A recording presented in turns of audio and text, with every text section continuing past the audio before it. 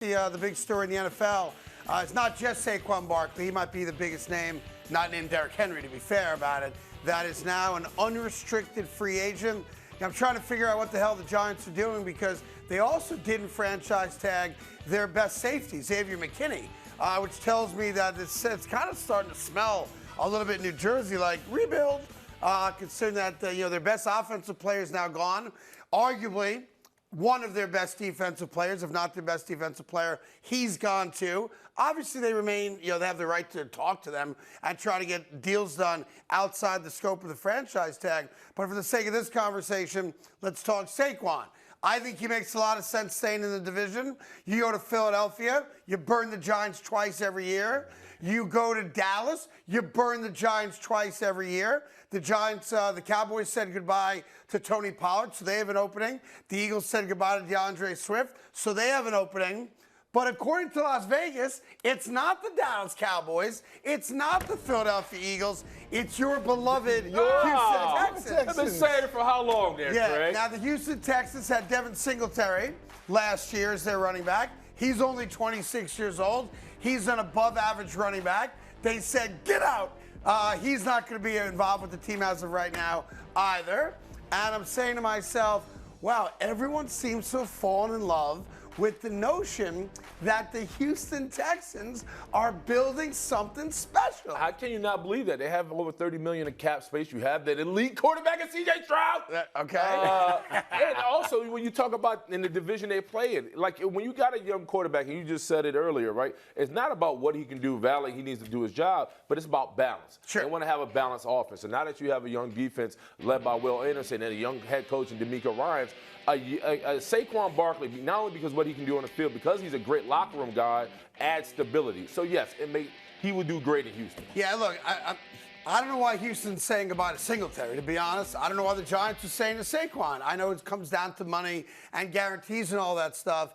But again, I'm vindictive. It's like the last negative trait I have, Timmy, that my therapist keeps telling me I need to drop it and not be that guy. I can't help myself. If you wrong me, I'm coming back at you with guns blazing.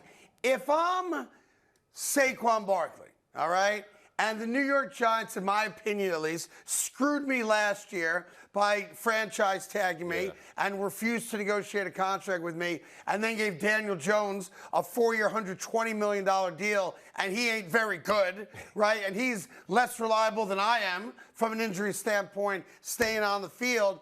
I'm ticked off. I want to get back at them. And as much as we've made fun of the implosion in Philadelphia last year, only 10-1 team to ever lose 5 out of the last 6 games in the history of the NFL, and they lose to Tampa, and they kind of quit on everybody, and there was a poop show out there in Philadelphia. That's still a very talented team. And yes, they've got some holes to fill. Kelsey retires, Fletcher Cox retires, so they do have some holes to fill. But starting with Philly, if I'm Saquon Barkley, Penn State kid, Pennsylvania, I can go to Philly, and I know that offense fits me perfectly. I got 2 great wideouts. I got a really good tight end. I've got a quarterback a little embattled right now, but my game fits them great, and I can stick it to Joe Shane and Brian Dable. I'm all in. And then, of course, flip the script to the Dallas Cowboys, who right now have the 3rd best odds as the destination for Saquon Barkley. I've got a legit quarterback in Dak Prescott. I've got some holes, obviously. I got to replace my left tackle, Tyron Smith, but I got a legitimate wide receiver. I got 2 tight ends. I got a really good defense, and I can stick it to Joe Shane and Brian Dable. I want to go to Dallas. Jacoby, you've been here all season. You watch the Eagles. What's one thing they don't do? Run the ball. Right. So, run the ball.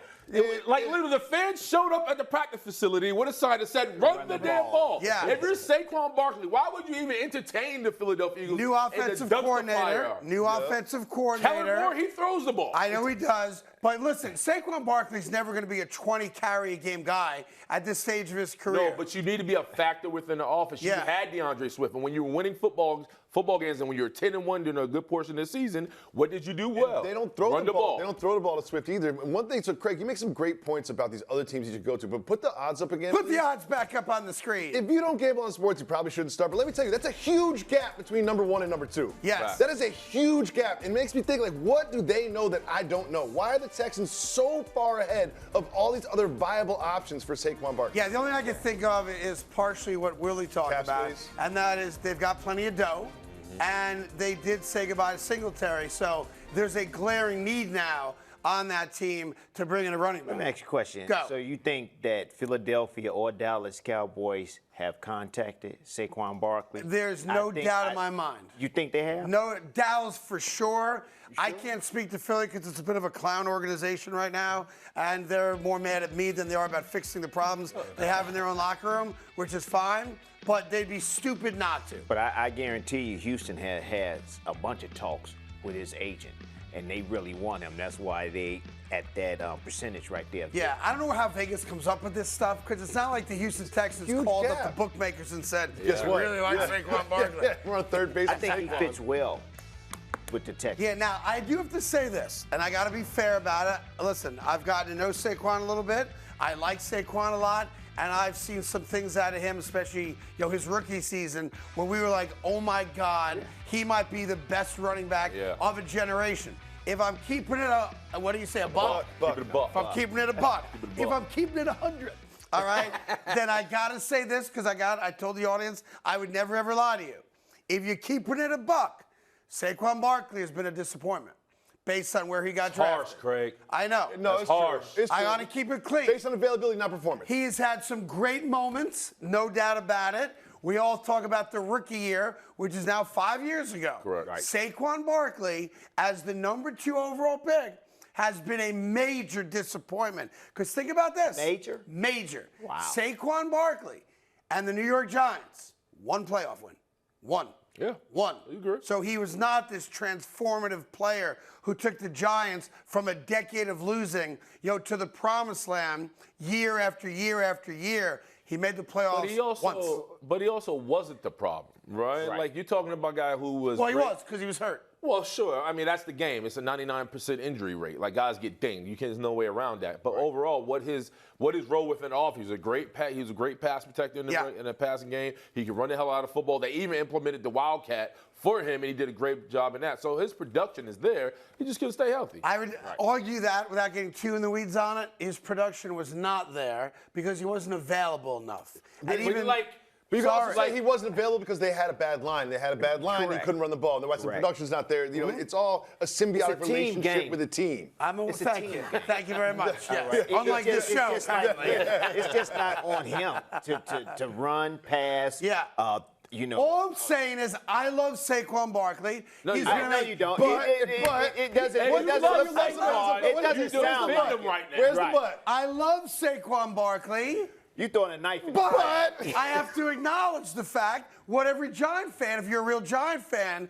you might be hurt that Saquon's gone. You might be pissed at the front office. They couldn't get a deal done. You have every right to feel that way. He's been the cornerstone of your offense for the last 3 years when he's healthy and on the field.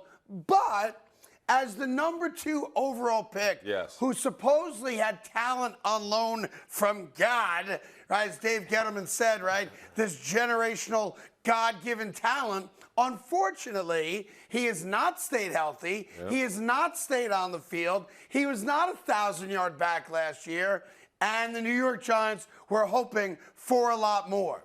That being said, I don't need a running back. But if you need a running back, I highly recommend Saquon Barkley at the right number. You sound like a sommelier.